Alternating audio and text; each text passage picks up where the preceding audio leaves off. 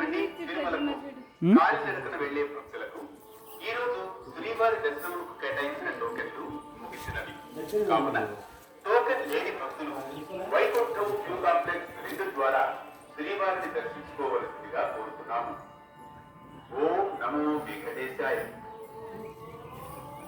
ஓம் நமோ வெங்கடேசாய. ஸ்ரீவாரி மெட்டிலிருந்து திருமலைக்கு கால்நடையாக நடந்து செல்ல உள்ள பக்தர்களுக்கு ஓர் அறிவிப்பு. இன்றைக்கு ஸ்ரீவாரி தரிசனத்திற்கு வழங்க